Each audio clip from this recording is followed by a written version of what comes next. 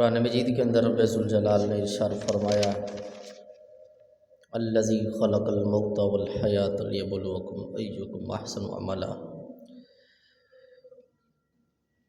کہ وہ جس نے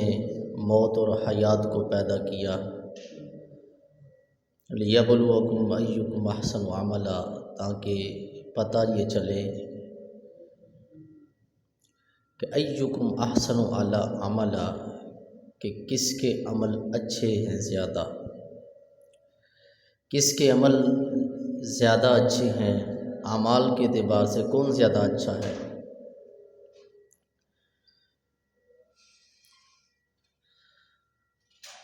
عمل سے زندگی بنتی ہے، جنت بھی جہنم بھی، یہ خاکی اپنی فطرت میں نہ نوری ہے نہ ناری۔ عمل کے اعتبار سے بندے کو اس کے درجے تک پہنچایا جاتا ہے۔ اگر عمل کے اندر کمزوری ہو، عمل کے اندر خرابی پیدا ہو، تو پھر اس کو وہ مقام نہیں دیا جاتا جو مقام اللہ تبارک و تعالی نے اپنے محبوب بندوں کو عطا فرمایا ہے۔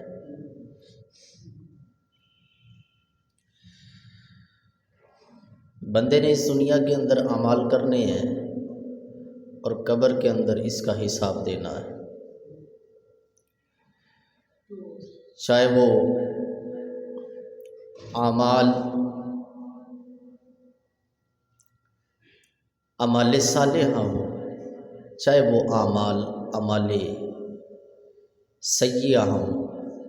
جو بھی اعمال ہوں، چاہے اعمال صالحہ ہیں یا اعمال سیئہ ہیں، اس کی جزا، اس کی سزا قبر کے اندر دی جائے گی، اور اس کے بعد حشر کے اندر دی جائے گی، اور اس کے بعد ان کا ہر ایک کا ٹھکانہ یا جنت ہوگا یا جہنم ہوگا۔ محبوب علیہ الصلوۃ والسلام نے ارشاد فرمایا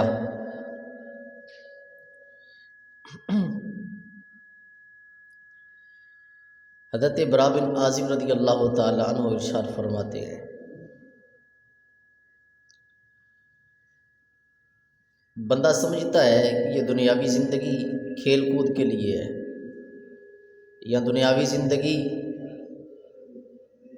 بندے کے عیاشی کے لیے ہے، اس کے سکون اور اطمینان کے لیے ہے، اس کو غفلت کے اندر گزارنے کے لیے ہے، اور یہ بے مقصد چیز ہے۔ بس بچہ پیدا ہوا، جوان ہوا، اس نے لکھا پڑھا یا لکھا پڑھا نہ، جوانی گزری، شادی کے ساتھ بڑھاپا آیا تو اللہ خیر صلی، پھر موت آ گئی، بس یہی زندگی کھیل کود کے اندر گزار دی، تو یہی زندگی ہے، اسی طرح گزارنا ہے، اور اس کے سوا اور کچھ بھی نہیں۔ قومی فکر اور عالمی فکر یہ ہے کہ زندگی کے لیے، گزارنے کے لیے ضروریات زندگی ضروری ہیں، تو اس کے لیے محنت کرو، اس کے لیے تگ و دو کرو، بس یہی زندگی ہے۔ بچہ ہے تو اس کی پرورش کرو، اور اگر بولنے کے قابل ہو گیا ہے تو اسے تعلیم دلواؤ، اور اگر تعلیم سیکھ لی ہے تو اسے کاروبار کی طرف لاؤ، اس کو اب وہ جو جوان ہو گیا تو پھر اس کی شادی کی جائے، شادی ہو تو اس کے بچے ہونے چاہیے، بچے ہیں تو پھر ان کی تربیت کا وہ انتظام کرے، اپنا بینک بیلنس بڑھائے۔ یہی زندگی ہے اور یہی ضروریات زندگی ہے، اسی کے مطابق بندے کو اپنی زندگی گزارنی چاہیے۔ عالمی فکر یہی ہے، اور ہماری میجورٹی، ہماری اکثریت اسی فکر کی طرف چل رہی ہے۔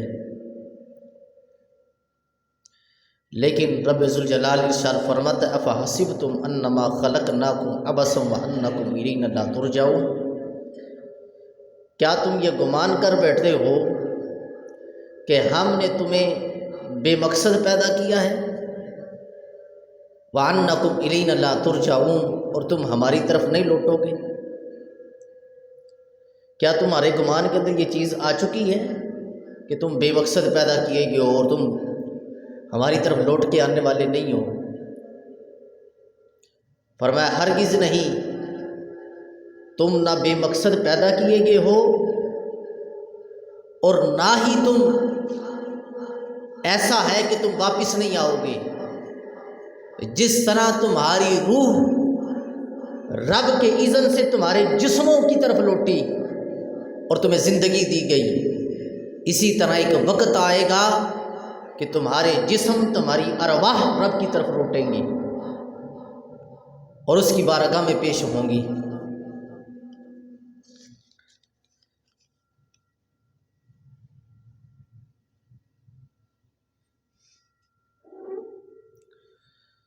تو یہ زندگی بے مقصد زندگی نہیں۔ مقصد کیا ہے؟ قرآن مجید کے اندر رب ذوالجلال نے ارشاد فرما دیا وَمَا خَلَقْتُ الْجِنَّ وَالْإِنسَ إِلَّا لِيَعْبُدُونَ، ہم نے جنوں اور انسانوں کو اس لیے پیدا کیا تاکہ وہ میری بندگی کریں، رب کی تابعداری کریں۔ اس لیے تخلیق کائنات ہے۔ مخلوق کی تخلیق کا مقصد اللہ تعالیٰ کی عبادت ہے، اللہ تعالیٰ کی بندگی ہے، محبوب علیہ الصلوۃ والسلام کے ساتھ پیار ہے۔ اب یہاں دیکھو حضرت برا بن عازب رضی اللہ تعالی عنہ ارشاد فرماتے ہیں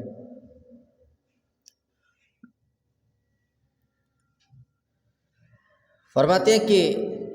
المسلم اذا سئل فی القبر یشہد ان لا الہ الا اللہ وان محمد الرسول اللہ۔ مسلمان سے جب قبر کے اندر سوال ہوتا ہے کہ بتا تیرا دین کیا تھا، تیرا رسول کون تھا، تو وہ گواہی دیتا ہے اشہد ان لا الہ الا اللہ واشہد ان محمد رسول اللہ، کہ میں گواہی دیتا ہوں کہ میرا معبود خدا کی ذات ہے اور محمد مصطفیٰ صلی اللہ علیہ وسلم اللہ کے رسول ہے۔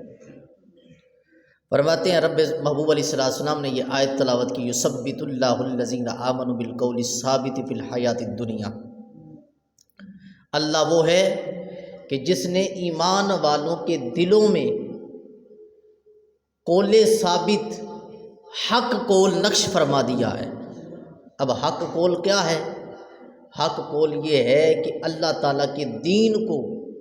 دل و جان سے مان لینا۔ فرمایا یہ آیت عذاب قبر کے بارے میں نازل ہوئی، جب یہ کہا جاتا ہے من ربک تو کہتا ہے ربی اللہ، میرا رب اللہ ہے۔ جب کہا جاتا ہے نبی جی محمد صلی اللہ علیہ وسلم، پوچھا جاتا ہے تیرا نبی کون ہے، تو کہا جاتا ہے میرا نبی محمد مصطفیٰ صلی اللہ علیہ وسلم ہے۔ حضرت انس بن مالک رضی اللہ تعالیٰ ارشاد فرماتے ہیں رسول اللہ صلی اللہ علیہ وسلم نے ارشاد فرمایا ان العبد اذا وضع فی قبری وتولى عنه اصحابه انه لا يسمع قرآن عالمتاه ملقانی۔ فرمایا بندہ جب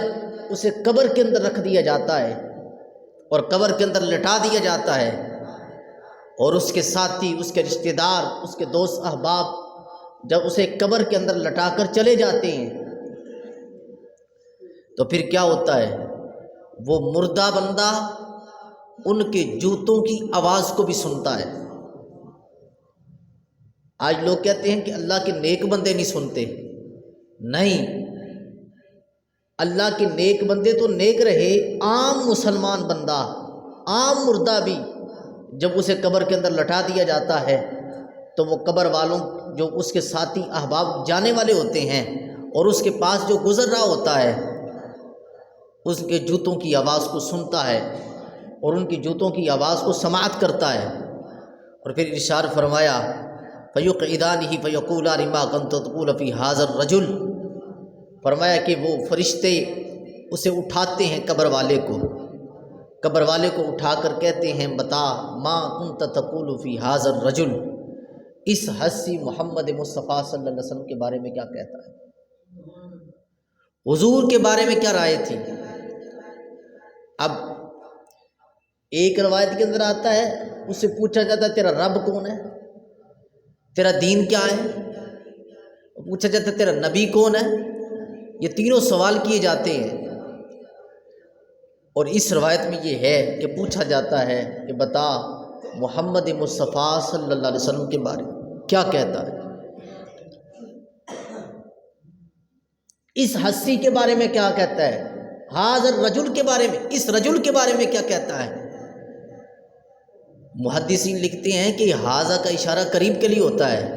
کہ اس کے بارے میں کیا کہتا ہے، حاضہ کا اشارہ قریب کے لیے ہوتا ہے۔ تو گویا کہ مصطفیٰ کریم صلی اللہ علیہ وسلم ایسا نہیں کہ حضور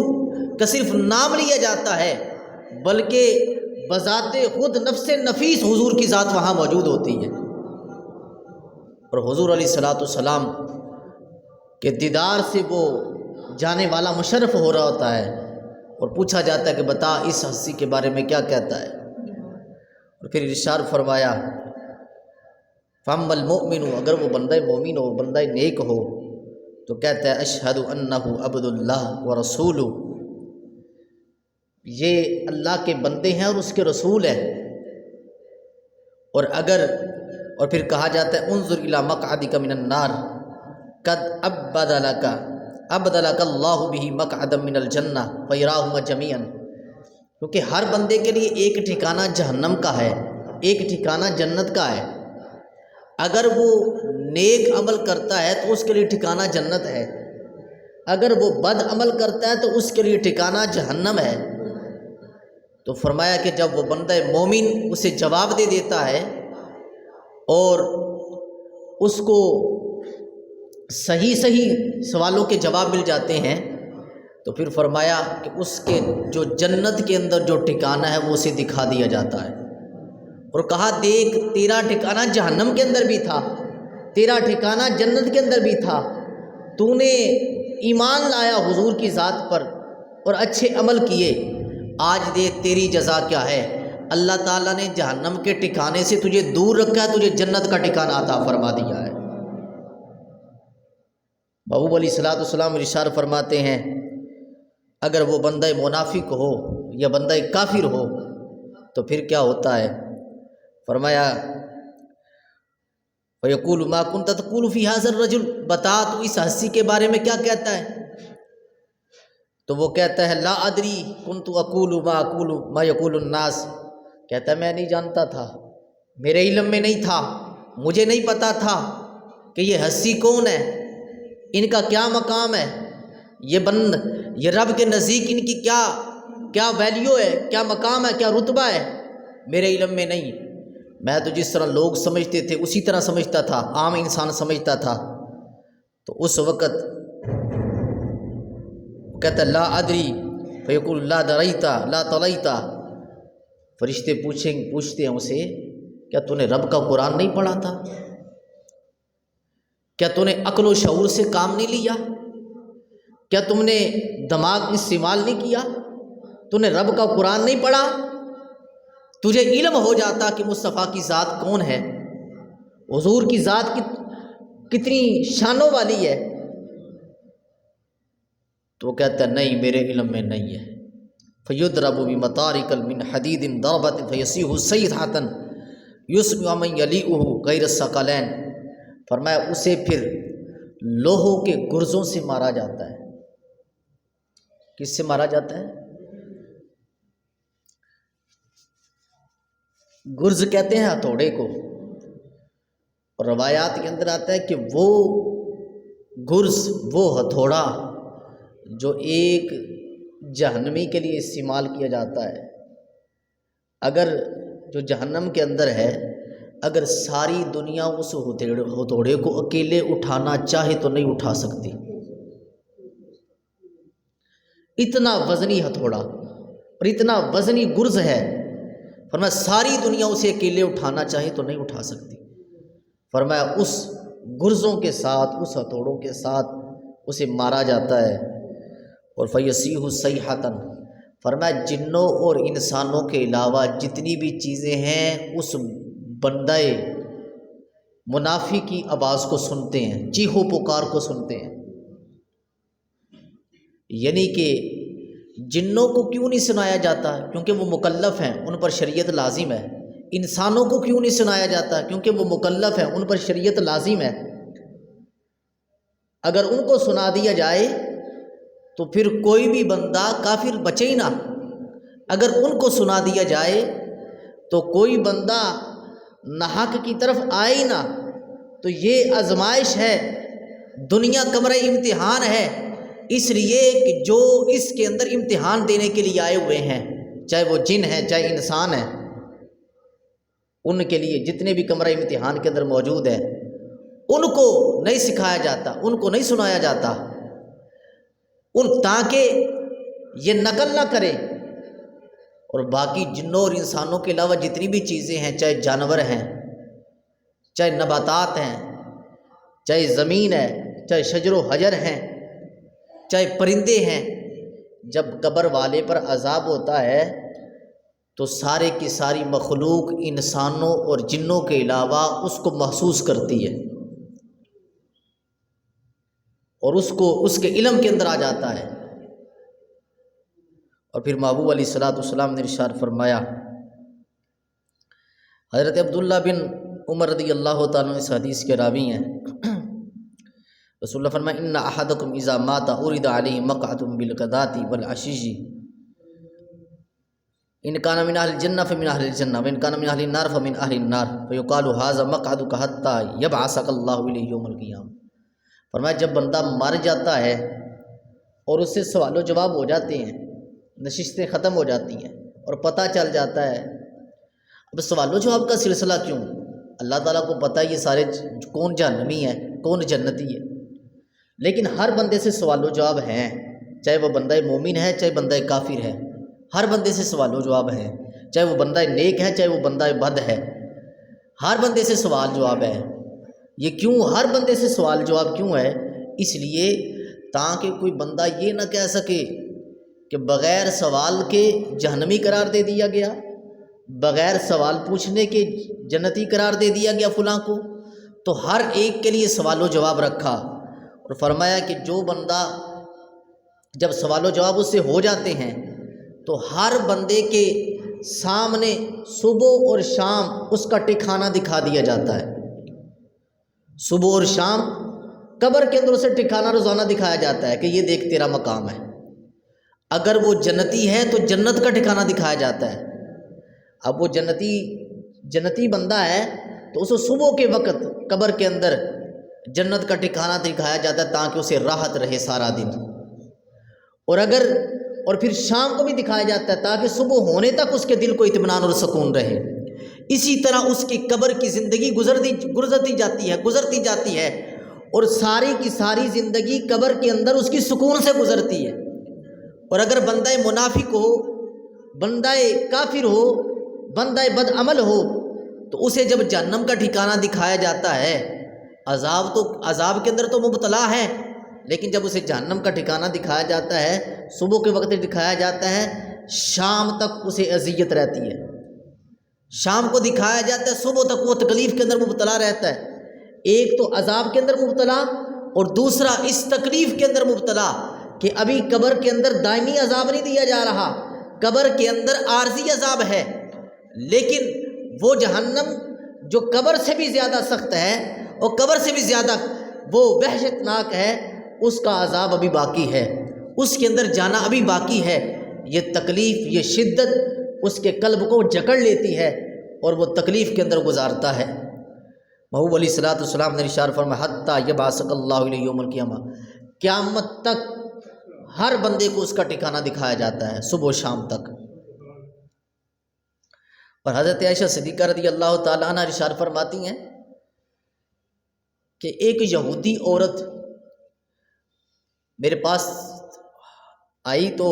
عذاب قبر کا ذکر کرنے لگی اور کہا کہ عذاب قبر، کیونکہ یہودیہ تھی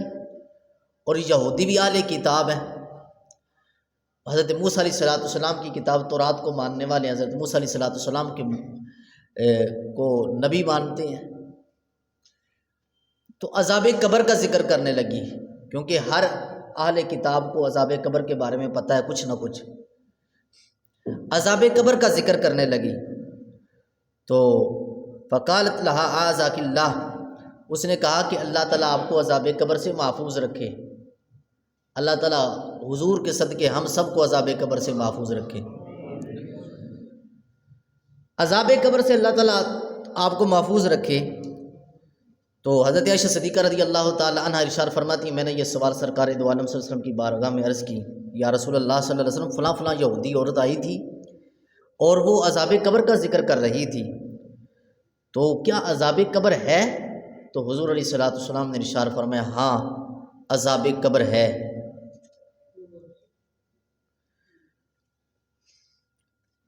عذاب قبر ہے۔ فرماتے ہیں کہ رسول اللہ صلی اللہ علیہ وسلم نے ارشاد فرمایا، ما رأیت رسول اللہ صلی اللہ علیہ وسلم بعد صلی الصلاۃ الا تعوذ باللہ من عذاب القبر۔ فرمایا کہ جب سے میں نے حضور سے یہ بات کی کہ حضور کیا عذاب قبر ہے، تو سرکار نے فرمایا ہاں عذاب قبر ہے۔ فرمایا تب سے لے کر کوئی بھی ایسی نماز نہیں جو حضور پڑھتے ہوں اور وہاں عذاب قبر سے پناہ نہ مانگتے ہوں۔ حضور ہر نماز کے بعد عذاب قبر سے پناہ مانگتے تھے کہ اللہ ہمیں عذاب قبر سے محفوظ فرما۔ اب ہر بندہ چاہے وہ نیکوکار ہو چاہے وہ بد ہو، اس کو عذاب قبر سے پناہ مانگنی چاہیے، اور حتیٰ کہ امام الانبیاء صلی اللہ علیہ وسلم نے اپنی امت کو تعلیم کیا دیا کہ عذاب قبر سے پناہ مانگنے کی۔ اور حضرت زید بن ثابت رضی اللہ تعالی عنہ ارشاد فرماتے ہیں کہ بنی نجار کی ایک دیوار کے پاس حضور علیہ الصلوۃ والسلام تشریف فرما تھے اور خچر پر تشریف فرما تھے، وَنَحْنُ مَعَهُ، اور ہم حضور علیہ الصلوۃ والسلام کے ساتھ موجود تھے۔ اذا حادت به فقالت تلقیہ فاذا اکبر ستۃ او خمسۃ، یہاں تک کہ محبوب علیہ الصلوۃ والسلام تھوڑا آگے بڑھے، جب آگے بڑھے تو 6 یا 5 یا 6 قبریں سامنے آئیں، تو حضور علیہ الصلوۃ والسلام نے ارشاد فرمایا، ان قبر والوں من یعرف هذه الاقبر صاحب اصحاب هذه الاقبر، ان قبر والوں کو کون جانتا ہے، کون پہچانتا ہے، یہ کس کی قبریں ہیں، کن لوگوں کی قبریں ہیں؟ تو ایک آدمی نے عرض کی، یا رسول اللہ صلی اللہ علیہ وسلم فماتا ماتوا قالوا فی الشرک۔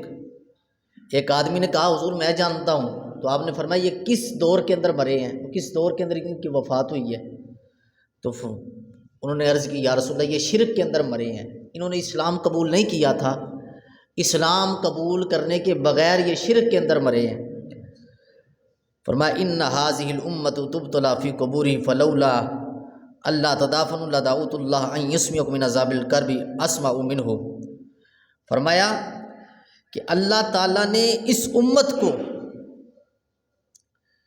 ان کی قبروں کے اندر آزمائش میں ڈالا ہے، ان کی قبروں کے اندر آزمائش کی جا رہی ہے ان کی۔ فرمایا اگر تم ایک دوسرے کو دفن نہ کرتے، ایک دوسرے کو قبروں کے اندر چھوڑ کے نہ آتے، تو میں اللہ سے دعا کرتا کہ ان یسمعکم من عذاب القبر الذی اسمع منہ، کہ اللہ جو عذاب قبر میں سنتا ہوں میری امت کو بھی سنا۔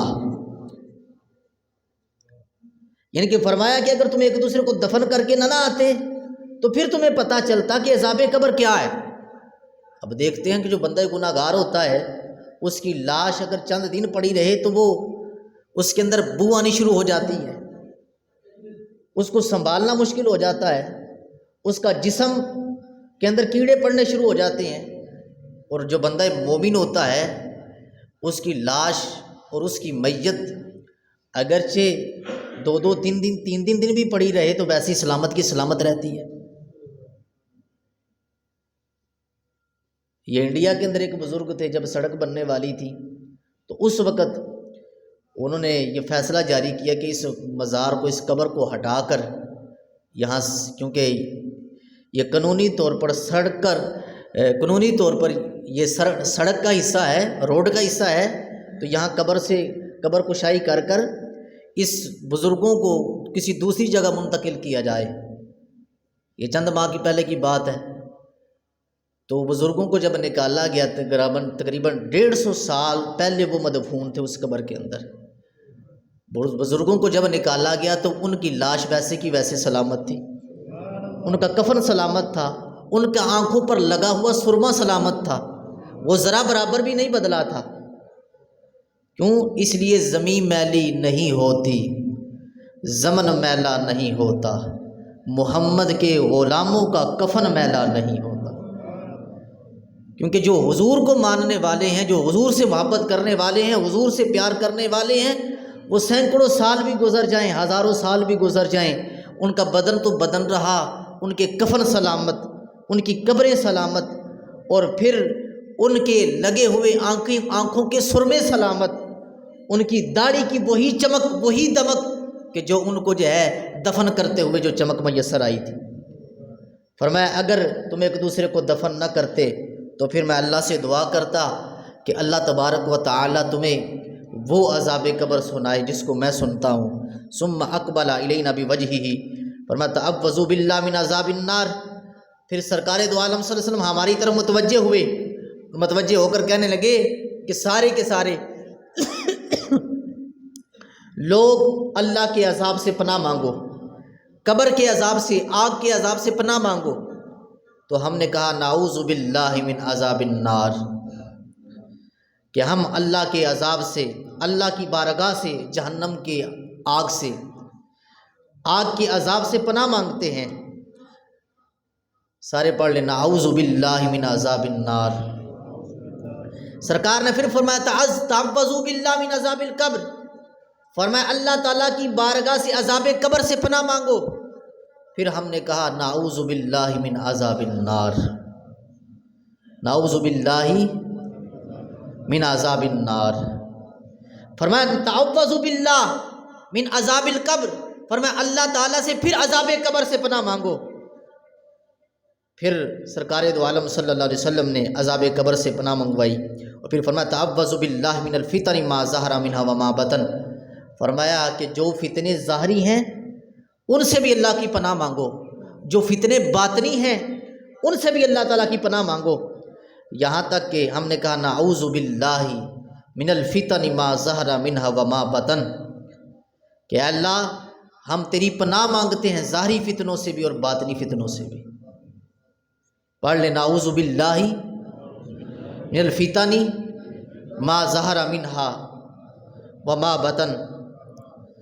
سرکار نے فرمایا تعوذوا باللہ من فتنۃ الدجال، فرمایا کہ دجال کے فتنے سے پناہ مانگو اللہ تعالیٰ کی۔ ہم نے کہا نعوذ باللہ من فتنۃ الدجال، کہ ہم اے اللہ ہم تیری بارگاہ سے دجال کے فتنے سے پناہ مانگتے ہیں۔ نعوذ باللہ من فتنۃ الدجال، کہ اے اللہ ہم تیری بارگاہ سے، تیری مدد سے دجال کے فتنے سے پناہ مانگتے ہیں۔ اور وہ حضرت ابو ہریرہ رضی اللہ تعالیٰ ارشاد فرماتے ہیں رسول اللہ صلی اللہ تعالیٰ علیہ وسلم نے ارشاد فرمایا کہ جب میت کو دفن کر دیا جاتا ہے تو دو فرشتے آتے ہیں اسودانی، فرشتے نورانی مخلوق ہیں، لیکن جب وہ بندہ ایک کافر کے سامنے آتے ہیں تو بڑی خوفناک شکل کے اندر آتے ہیں، اسودانی سیاہ رنگ کے اندر آتے ہیں، ازرقانی ان کی آنکھیں نیلی ہوتی ہیں، ان کا سارا لباس، ان کا جسم، ان کا بدن سارے کا سارا سیاہ ہوتا ہے، لیکن ان کی آنکھیں نیلی ہوتی ہیں، یعنی کہ پوری خوفناک شکل کے اندر وہ آتے ہیں۔ ایک کو منکر کہا جاتا ہے، فرمایا دوسرے کو نکیر کہا جاتا ہے۔ وہ کہتے ہیں ما کنت تقول فی ھذا الرجل، اس ہستی کے بارے محمد مصطفیٰ صلی اللہ علیہ وسلم کے بارے میں کیا کہتا تھا؟ اگر وہ بندہ مومن ہو، بندہ نیک ہو تو کہتا ہے اللہ عبد اللہ و رسول، میں ان کو اللہ کا بندہ اور رسول مانتا ہوں، اور میں اشہد لا الہ الا اللہ وان محمد عبدہ و رسولہ، ویقول قد کنا نعلم انک تقول ھذا، اور کہتے ہیں کہ ہمیں معلوم تھا کہ تو جواب صحیح دے گا، ہمیں علم تھا کہ تو کامیاب ہو جائے گا امتحان کے اندر، لیکن یہ ایک آزمائش تھی، ایک وقت تھا جس کے لیے ہمیں یہ ڈیوٹی لگائی گئی تھی لیکن حقیقت یہ ہے کہ ہمیں علم تھا کہ تمہیں جواب کے اندر کامیابی نصیب ہوگی۔ ثم یفصلہ فی قبری سبعون ذراعا فی سبعین، فرمایا کہ اگر وہ بندہ نیک ہو تو ایک تو اسے خوشخبری سنائی جاتی ہے کہ ہمیں پتہ ہے کہ تو کامیاب ہوگا، اور دوسرا اس کی قبر 70 گز تک وسیع کر دی جاتی ہے۔ وہ قبر تو چھوٹی سی ہوتی ہے، 2-2.5 گز کی قبر، اور پھر تقریباً 1.5-2 فٹ کی اس کی چوڑائی، 2-2.5 گز کی اس کی لمبائی، یہ قبر ہوتی ہے۔ لیکن محبوب علیہ الصلوۃ والسلام نے ارشاد فرمایا اگر بندہ نیک ہو،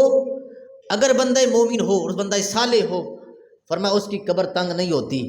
70 گز جو ہے اس کی قبر وسیع کر دی جاتی ہے۔ اب ایک 70 گز کتنا ہوتا ہے؟ شاید اگر 70 گز کا اعتبار کیا جائے شاید مسجد سے بھی بڑھ جائے معاملہ، اتنی وسیع کر دی جاتی ہے اس کی قبر۔ اور صرف وسیع نہیں کی جاتی کہ وہ تنہا رہے، اور وہ قبر میں چھوڑ کے آئے تھے تو قبر تنگ تھی، لیکن اس کے اعمال صالح کی وجہ سے اللہ تعالیٰ نے اس کے قبر کے اندر وسعت پیدا فرما دی ہے۔ وہ قبر کے اندر چھوڑ کے آئے تھے تو قبر کے اندر اندھیرا تھا، قبر کے اندر روشنی نہ تھی، نہ دیا تھا، نہ چراغ تھا، نہ کوئی لالٹین تھی، نہ کوئی روشنی کے اسباب تھے،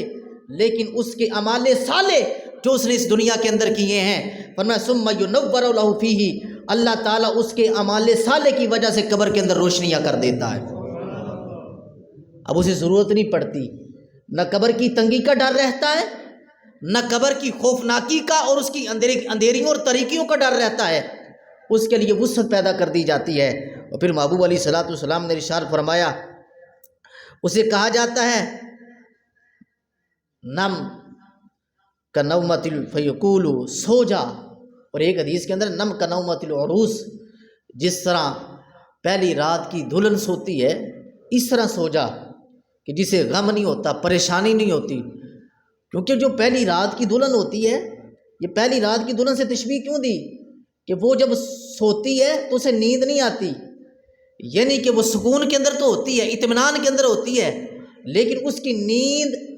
نارمل ہوتی ہے، فوراً اٹھ جاتی ہے، فوراً بیدار ہو جاتی ہے۔ اسی طرح جو اللہ تعالیٰ کا نیک بندہ ہے وہ قبر کے اندر ایسے ہوتا ہے کہ وہ سویا بھی ہوتا ہے لیکن وہ ساری چیزوں کا مشاہدہ بھی کر رہا ہوتا ہے، جو اس کے پاس آتا ہے، جو اس کے قریب جاتا ہے، اس کی باتوں کو سنتا ہے، اگر کوئی اس کا عزیز جاتا ہے اس سے وہ انس اور محبت حاصل کرتا ہے۔ محبوب علیہ الصلوۃ والسلام نے ارشاد فرمایا کہ وہ نیک بندہ اس کے لیے اسے سونے کا کہا جاتا ہے، فرمایا ارجی الی اہلی فاخبرہم، ارجع الی اہلی فاخبرہم،